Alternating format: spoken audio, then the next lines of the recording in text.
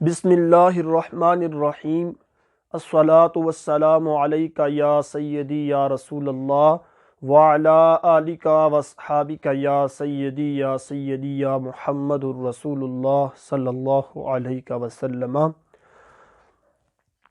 सवाल हुआ है कि दुखती आँख से जो आंसू निकलता है, अगर बंदे की आँख जो है वो दुखती है तो उससे जो पानी निकलता है तो उसका क्या हुक्म है।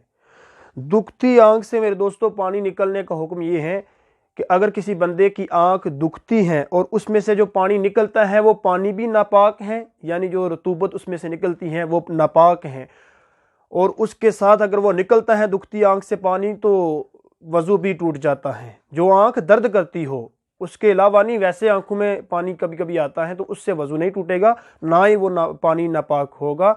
जो आँख दुखती है, दर्द करती है, उसमें से जो पानी निकलता है उसके साथ वज़ू टूटता है और वो नापाक होता है।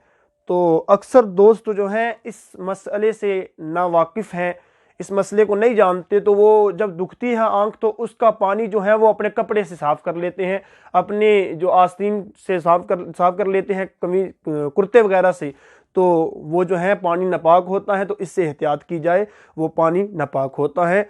और इसी तरह दूसरा सवाल है कि जो छोटे बच्चे होते हैं, दूध पीते बच्चे का जो है पेशाब वगैरह या जो वो क्या करता है, उल्टी वगैरह करता है, क्या वो नापाक है? हाँ, जिस तरह 2 साल के बच्चे की उल्टी और जो है वो उसका पेशाब नापाक है या बड़े लोगों का नापाक है, इसी तरह 1 दिन के बच्चे का भी पेशाब जो है वो नापाक होगा और उसकी कै भी नापाक होगी। और हाँ, अगर किसी बच्चे का जो है वो दूध जो है कभी कभार बच्चे जो है निकालते हैं मुंह से, अगर वो उसका दूध जो है फूट के वापस आता है, यानी ख़राब हो के उसके मैदे तक जाके फिर वापस वो उसे आता है कै की सूरत में, तो उस सूरत में वो दूध जो है वो नापाक होगा। अगर उसके मुंह में से ही निकलता है तो फिर वो दूध जो है वो नापाक नहीं होगा। तो इसी तरह पहले मसला बयान किया गया है कि कै आने से वज़ू भी टूट जाता है, कि अगर मुंह भर के कै आए तो वज़ू टूट जाता है। तो जो कै आती है बंदे को ये नापाक होती है, अगर ये इससे कपड़े भी बचाने चाहिए, अगर ये कपड़ों के ऊपर लग जाती हैं तो कपड़े भी नापाक हो जाते हैं। कै जो बंदे को आती हैं इससे कपड़े भी नापाक हो जाते हैं। और जो मसला पूछा गया है वो ये है कि अजान का जवाब किस तरह दिया जाए। तो दोस्तों, अजान का जवाब देने का बहुत ही ज़्यादा नेकी बंदे को मिलती है। अगर बंदा अजान का जवाब दे, बहुत ज़्यादा इसका सवाब है, लाखों करोड़ों के हिसाब से नेकियां मिलती हैं। अजान का जवाब देने का तरीका समात फरमा लें। अजान का जवाब देने का तरीका ये है कि जब मुअज्जिन अल्लाहु अकबर कहता है तो आपने भी साथ उसके 4 बार अल्लाहु अकबर कहना है। और जब वो अशहदु अल्ला इलाहा कहेगा 2 मरतबा तो आपने भी अशहदु अल्ला इलाहा इल्लल्लाह कहना है। और बिल्कुल आसान है अजान का जवाब देना। आगे वो कहता है अशहदु अन्ना मुहम्मदर रसूलुल्लाह, तो ये तो सबको पता है कि जब भी हुजूर नबी रहमत सल्लल्लाहु अलैहि वसल्लम आपका नाम सुना जाए तो हुजूर के ऊपर दुरूद पढ़ना चाहिए। तो जब वो अशहदु अन्ना मुहम्मदर रसूलुल्लाह कहता है तो फिर आपने उसके जवाब में कहना है सल्लल्लाहु अलैहि वसल्लम।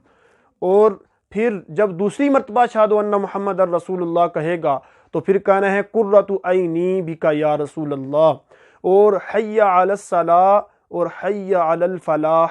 हय्या अलस सलाह 1 मरतबा कहेगा तो आपने ला हौला वला कुव्वता इल्ला बिल्लाह कहना है, फिर ला हौला वला कुव्वता इल्ला बिल्लाह। और हय्या अलल फलाह जो 2 मरतबा कहा जाता है उसके जो है जवाब में भी आपने कहना है ला हौला वला कुव्वता इल्ला बिल्लाह। और फिर अल्लाहु अकबर कहते हैं आखिर के ऊपर, तो आपने भी साथ अल्लाहु अकबर कहना है। फिर ला इलाहा इल्लल्लाह मुहम्मदुर रसूलुल्लाह सल्लल्लाहु अलैहि वसल्लम कह देना है आपने आखिर के ऊपर जब अजान ख़त्म होगी। और उसके बाद आपने जो है 1 मरतबा दुरूद पाक पढ़ के फिर आपने दुआ मांगनी है। और इंशाअल्लाह ताला जो बंदा भी अजान का जवाब देगा अल्लाह ताला उसे बहुत ज़्यादा अजर अता फरमाएगा। और इसके बारे में बहुत से जो है अक़वाल हैं कि अजान का जवाब देने के बारे में बहुत ज़्यादा जो है बंदे को अजर मिलता है। और एक और सवाल है कि मैयत को, जो मैयत होती हैं, अगर बंदा फोत हो जाता है, कोई बंदा फोत होता है तो उसका बोसा लेना जायज़ है, यानी उसको चूमना जायज़ है। हाँ, मैयत का बोसा लेना जायज़ है। जैसे कि किसी के माँ बाप फोत हो जाते हैं तो वो अपने माँ बाप का बोसा लेता है, वो मैयत का, यानी वो फोत हो चुके हैं तो उनका बोसा लेता है, तो ये जायज़ है, इसके अंदर कोई हर्ज नहीं है। और हाँ, अगर कोई जोजा, कोई जो है औरत फोत हो जाती है तो उसका जो शोहर है उसको बोसा लेने की इजाज़त नहीं है। जिस तरह के पहले भी मैंने मसला बयान किया था कि बिला हाइल, यानी अपने उस शोहर के दरमियान और उस औरत के दरमियान किसी कपड़े के बगैर छूना जो है नाजायज़ है शोहर का।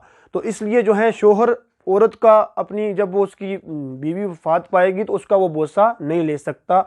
और हाँ, वो उसे जब उसके ऊपर कफन होता है तो उसको पकड़ के, यानी कपड़े ऊपर होते हैं तो पकड़ के कब्र में उतार सकता है और उसकी मैयत को कांधा भी दे सकता है, इसके अंदर कोई हर्ज नहीं। लेकिन उसका बोसा नहीं फिर वो ले सकता, क्योंकि वो निकाह से निकल चुकी होती है उस वक़्त।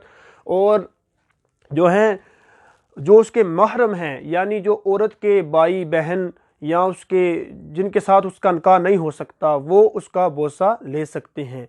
तो मैयत का बोसा लेने में कोई हर्ज नहीं। हाँ, अगर महरम हो, और जो मर्द होते हैं उनका तो वैसे ही जो है बोसा सब ले सकते हैं, और नामहरम जो औरतें हैं वो उसका बोसा नहीं ले सकती।